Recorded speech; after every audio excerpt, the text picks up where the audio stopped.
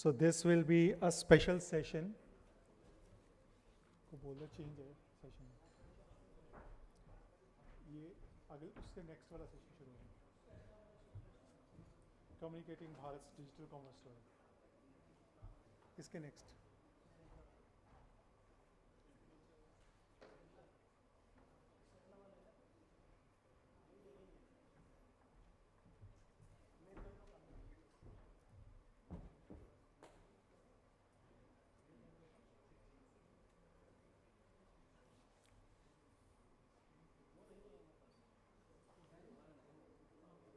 फिर यही चलते रहना.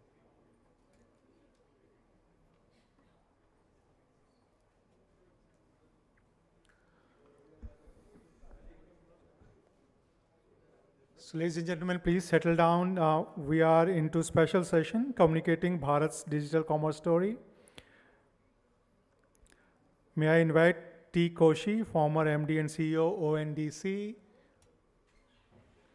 Shri Shekhar Swami, CEO, Hansa Group.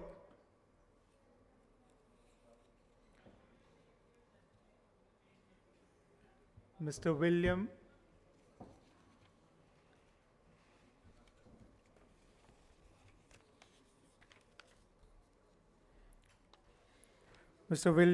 Bissell, Managing Director, Fab India.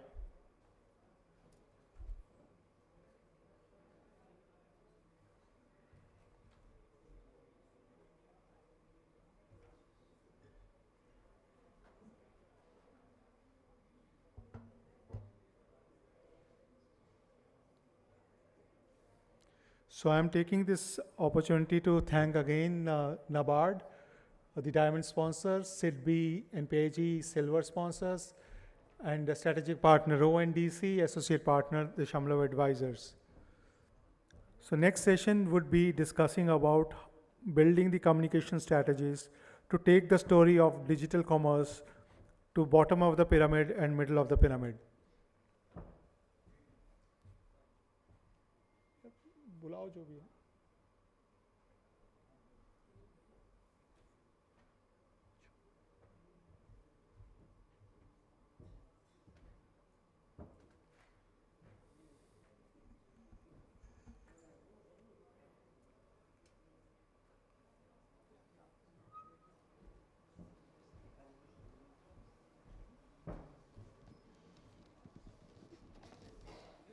रहने दो.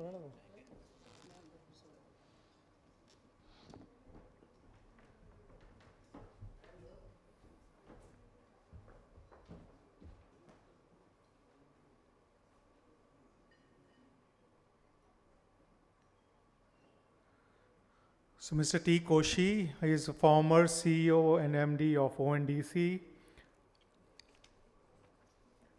Mr. William Bissell, Managing Director, Fab India. And the moderator of the session is Ms. Simran Babbar. She is senior anchor from NewsX. Simran.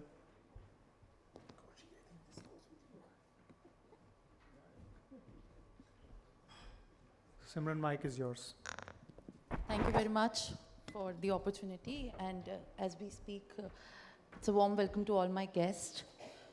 Thank you everyone for being here, and appreciate you joining me, Mr. William, as well. We have been speaking about how exactly the entire dissemination of the local for vocal going on. Mr. William, if I have to take a moment to speak to you about the kind of background that you have conducted in and how the story of Fab India has been a great learning and success story, one for also the big brands going into this entire business of e-commerce as well. What are your first thoughts as ONDC's role into pivoting and navigating the future of the e-commerce also looks like? Thank you very much. A brand is really a piece of real estate in the mind of a customer. If you ask me for the definition of a brand, it's almost like it occupies a space in your mind, and the most valuable spaces today are in the minds of consumers. Brands can stand for various things, and India's offers an opportunity for companies to build brands based on, you know, cultural traditions, heritage, and also based on folklore, based on mythology, based on product. So there are unlimited opportunities, and I believe that ONDC gives a platform to brands, and it gives a platform to brands which come out of India. I'll give you an example. Many years ago, I discovered that a lot of the traditional seed banks in the country were depleting rapidly, and so we started a company called Organic India. And its story was about building traditional agriculture, looking at ancient grains of India, ancient grain traditions with food, and we built a whole story around that and built a very powerful brand. And today, it is in the hands of the Tata Group, who are taking it to new heights around the world, not only in India, but they're taking it around the world. And similarly to that, there are many stories that brands can tell. And the unique thing is that ONDC gives a platform to those brands to tell their stories. So this is where I think it provides a very valuable service, because it is a platform that is not owned by anybody. It is an open platform. And in the terms of how it can be made better, what are your thoughts on, right now we see with the challenges of digital literacy being a major one as we speak of the entire execution going pan-India. How do you suggest that could be countered? So I'm sitting next to the expert here, and Yes, I of think course. we should be hearing We from will definitely Mr. come. Koshi. But there are digital commerce is now sort of coming into 4 different types of commerce. There is, you know, the highest part of digital commerce is your own brand. If your own brand can generate traffic, that is really the most important and most valuable thing for a brand, to own its own traffic, because you own your data if you own your traffic. The second is really marketplaces, and there are 3 or 4 principal marketplaces. You know, one of them is Flipkart, Walmart. The other one is Amazon. Then we have the Tata Click ecosystem, and we have the Reliance ecosystem. So there are 4 ecosystems in the marketplace, and there's some smaller ones. And then you have quick commerce, which is growing rapidly, and it's opening a whole new market for digital with its own challenges and its own opportunities. And then lastly, you have social commerce, which is a newly evolving field, and it will grow, led by influencer-generated content. It's going to grow rapidly. So even the digital world has divided into 4, as we see it, has divided into 4 parts. Thank you very much. And of course, as you also suggested, we have to have the expert insight as well. Mr. Toshi, when we are speaking about the ONDC success, it is also one to learn from. And when we speak of the Digital India rise, that has also been backed very significantly. Being in the position of heading all the operations and also the initiative, what are your thoughts on the kind of success which this can aim at in this very complex environment and ecosystem where the competition is also high and also posing a threat to the small business and small traders as well? Okay, we have heard a variety of viewpoints the whole day, so let me just look at it in slightly differently. If you look at the modern economies anywhere in the world, you know, post-industrial revolution, you know, in every domain, in the physical, forget about e-commerce for a second, in the physical world, we had 2 or 3 enterprises which took a monopoly power. You know, starting from East India Company, which practically had the whole of the world under their, you know, belt, or whether it is Standard Oil in the area of oil-related business, whether it is AT&T in the area of, you know, telecom, anywhere. You look at few enterprises became monolith. And if you look at that as against a natural way things evolve in the universe. Things evolve in the universe by having a multiple enterprises coming up, some succeeding, some failing, some mutating to some newer form. So it is this continuous innovation and success based on the environment and the market. But when the commerce became very, very concentrated with few entities, it was not in the best interest. So what did we do? The world tried to do was to bring regulation. Sherman Act in 1870 in US, and all of them tried to address this market concentration and associated practices, which is against the interest of the business at large and economy at large, and the small businesses were addressed by bringing in regulation. Then, even we had monopolistic and restrictive MRTP Act, and every country practically had. They said, let's not be in a situation where few enterprises have a stranglehold. In India, we decided that we are going to use technology and markets as enabling provision. That's how the whole idea of ONDC came. So what we are trying to do is, instead of trying to do a regulatory approach, we are trying to do a approach of technology and markets to bring wider participation and competition and a natural evolution, with some succeeding and some failing, but network as a whole succeeding. So the economy as a whole benefiting. So that is a whole spirit. So what we are trying to do is to sort of have an outreach to make sure that every enterprise has an opportunity to be there in the physical world, in the digital world too. One thing that we need to keep in mind is that in the FC logo, even in the smallest town, the new generation is completely digital savvy. And they go forward only digitally.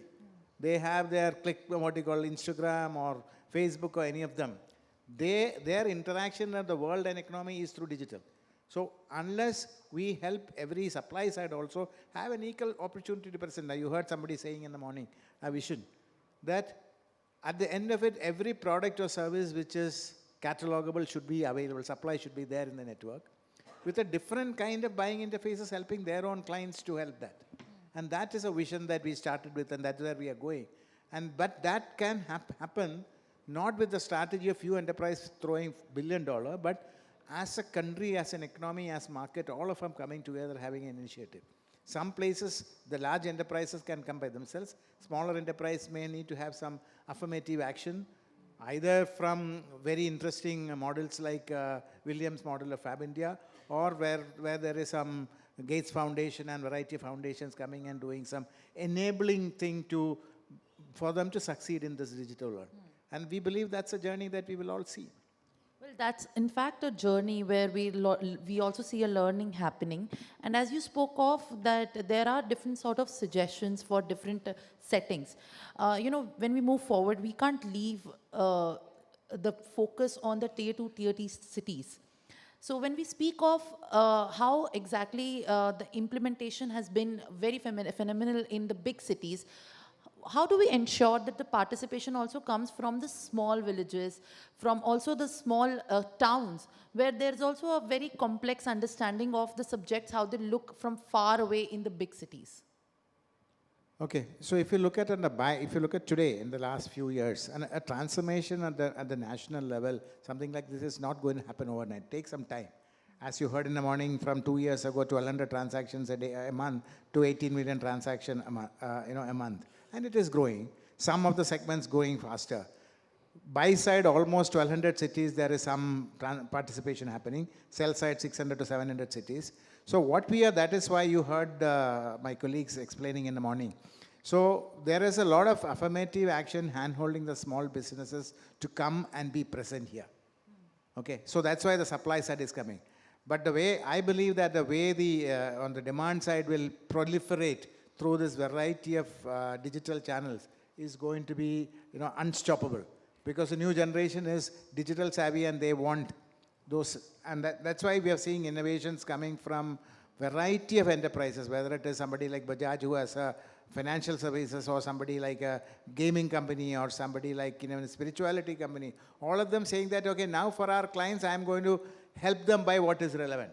So you would see that enablement of multiple buying interfaces, having the choice and option to make whatever that is relevant for their clients, because they don't have to go and tie up individually with of the sellers, because they are already, the supplies will be available in the network. Thank you, sir. And it's time to also understand from the perspective of Mr. Shekhar Swami, who's the CEO of the Hansa Group. Thank you very much. We speak of different complex challenges which we encounter while we have to also steer the economy in a setup where ONDC is also doing the phenomenal contribution. What are your thoughts on the competition that in a very complex landscape is also a very big challenge for the market, where we have American-owned Amazon, then we have Walmart-owned Flipkart as well. So how do we compete there, and where should be the focus as well, you know, when we think of the interest of the small traders? Thank you. No, we did a study of the communication practices of these international companies, and in fact, all of e-commerce, not long ago. And this data is publicly available. The e-commerce, I would say, spending or investment in their language in communication alone is of the order of 10,000 crores annually. Now that's a number. What they are doing effectively is they are reorienting consumer behavior across the country. Now it's visible in adoption of all their platforms and so on and so forth. ONDC, to be a player, to be successful, I'm not suggesting that they invest on par with these companies, but ONDC has to find the resources to put its story across. And I'm not even saying advertising. The story can be put across in so many different ways. That story has to come through. Throughout the day, I've been sitting here and listening to people. In this platform itself, there is lack of clarity on what, when I say platform, I mean the platform we are sitting on. There is lack of clarity on what constitutes a network versus what is a platform from a digital perspective. When we first started conversing with ONDC folks some months ago, a very senior executive, during his briefing, he's no longer with the organization, he told me that he was having a conversation with some extremely senior bureaucrats in the Ministry of Finance. And he spent 45 minutes trying to explain what ONDC was to his audience. And he did not succeed. He said, after 45 minutes, उनको समझ में नहीं आता है कि ONDC क्या करता है. And this is in Delhi at a very high level. And that is when it becomes very complex, when we have to deal with an audience that is not even at par with the literate one. No, we keep hearing of digitally not being digitally literate. I would park that aside. There's a very large audience which is digitally literate. Why don't we focus on them? Because they're the ones who are going into adoption and going into other platforms and doing whatever they're doing. The simple point I'm making is there is a requirement for ONDC to be presenting itself, explaining itself to its various audiences. And the audiences are very large. You're talking of local marketplace. There was a number thrown in this very group, 30 million people, 30 million small businesses. 30 million is not a small number. We want to educate that 30 million. It's going to take a while. Mr. Ganesh Ram talked about, people don't know about ONDC. And he's talking about Tamil Nadu. And he's saying, I'll do whatever it takes to help you with Tamil Nadu. So why don't we take offers like this and just write that? This is a situation where if we see success, and there's a lot of discussion even in the previous investors group about, what was the formation of ONDC? What was the vision? It was neighborhood first. How do I get my kirana into it? We coined a phrase. We said neighborhood first e-commerce. Quick commerce talks about dark stores. I say, why do we need dark stores? We have millions of well-lit stores. Will Fab India ever be a dark store, sir? It's just not possible. Why would I need a dark store? We don't need dark stores in this country. So the thought is very, very simple. Educate the consumer to, first of all, on the supply side, we need to get as many participants as possible, and the buyers are all there. There is a massive education task. How do we do it? How do we communicate? How do we create basic awareness? This thing, once it starts rolling, and it's rolling now reasonably, but once it starts generating that momentum, it'll be incredible to witness because the adoption will be so great. Enable all bazaars of the country to go digital and have a seller's app and a buyer's app which is available locally. You would have done the job. 70% of consumption is local. When we buy our, each one of us is running a home. Where are we buying our stuff from? It's all within the neighborhood, within the market. Okay, on occasion you may go to another location because you have a certain thing in mind, but by and large, everyday consumption, 70% of our consumption is local consumption. Enable that locality to become e-commerce enabled. So how do we understand that, because it's a very valuable suggestion to also boost this, what are your thoughts on to suggesting that how can we enable that ecosystem? Because when we see that we are doing this, we are taking this action, it will also have to have the interest of both the buyers and sellers in also focus. Just in the last 1 hour, we've had 2 offers on this group. Mr. Sanjeev Bigtanjani said, come to House Cause and let's create an e-commerce platform for House Cause. Mr. Ganesh Ram is sitting here, he says, come to Chennai, I'll enable e-commerce for you in Chennai. Take these 2. And somebody also said, give me a proof of concept. Here is the proof of concept. Do the proof of concept. You don't need to, and then evangelize the proven concept. That's the way it goes. Thank you, sir.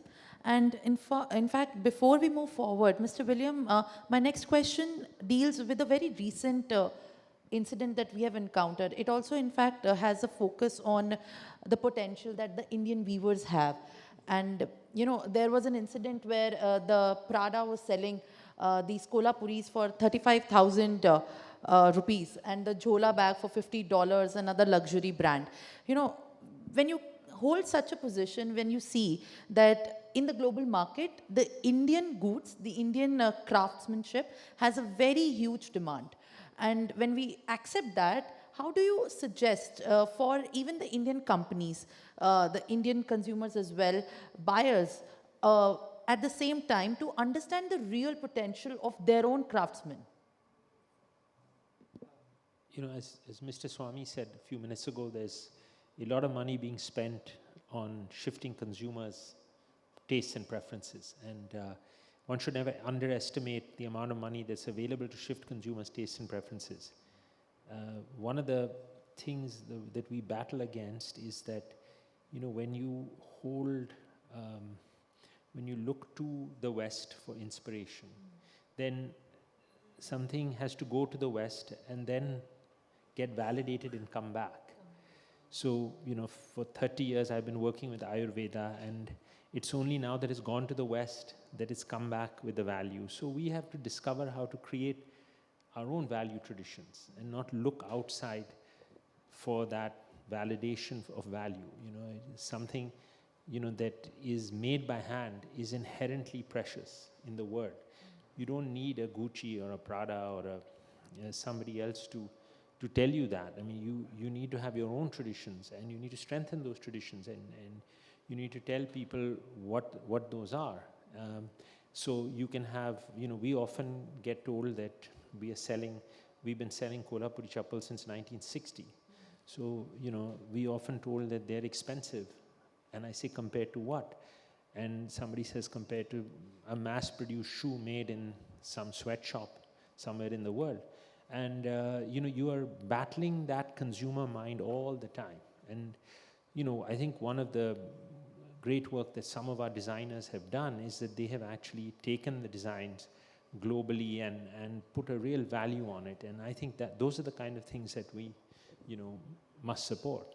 And the Fashion Design Council of India has done some great work in taking designers, but they really need a lot of support even from the state. Like if you see the fashion houses in the West, they get a lot of support from their governments. And such support, if it was given to our homegrown designers, then they would also be able to create value, because it's all about a value perception in the mind of a customer. And, I remember I used to live near the Qutub Minar, and one day I went to Italy and I saw the Leaning Tower of Pisa, and I told somebody, I said, this is nothing compared to what we have. If you see every tradition, every art, every form, you know, there is so much more, but we have to really say that this is something that we stand by.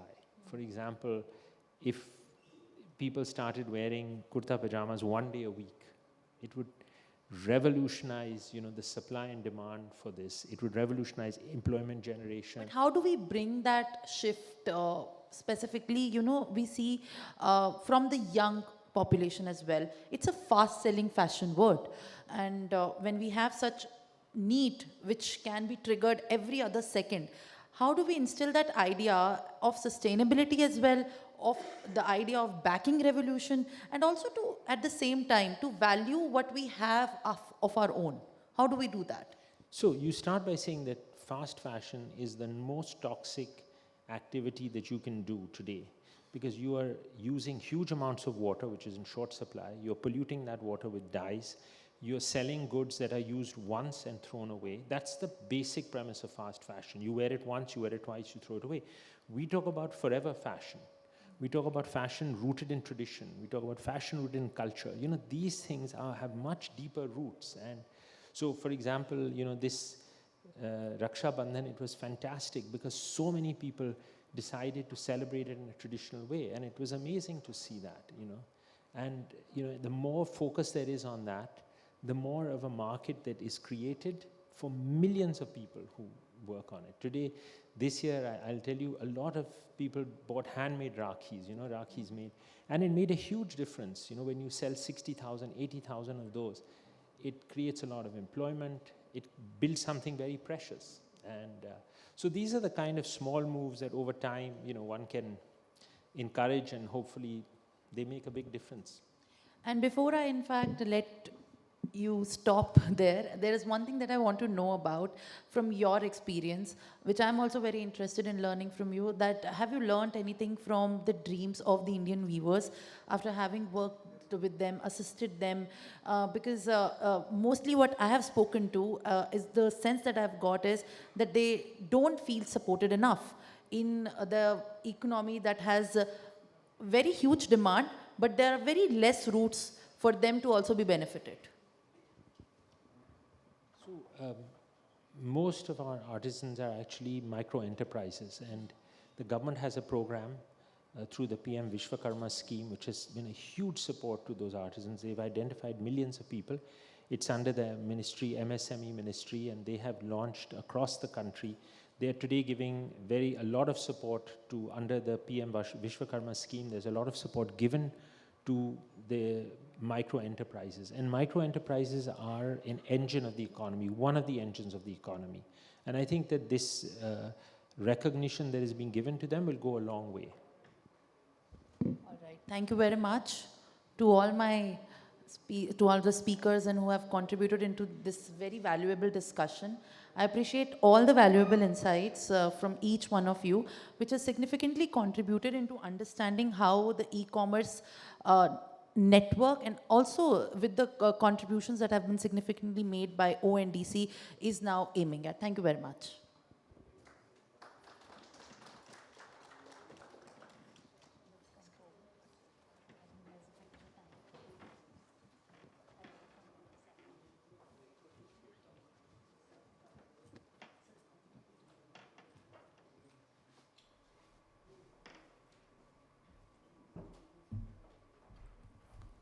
Thank you, Simran. Thank you very much for holding the conversation together.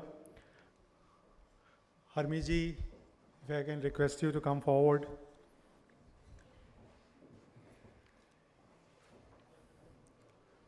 Thank you, Shekhar Swamiji.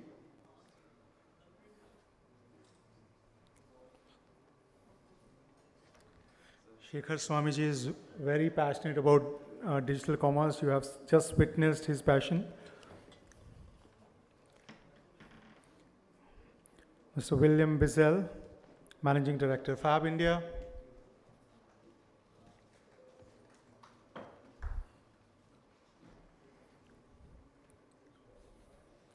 T. Koshi, former MD and CEO ONDC, the man who actually founded ONDC.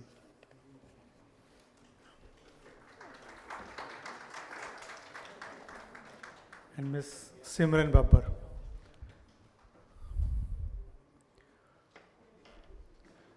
Ladies and gentlemen, with bigger round of applause, please thank the gentlemen. Thank you.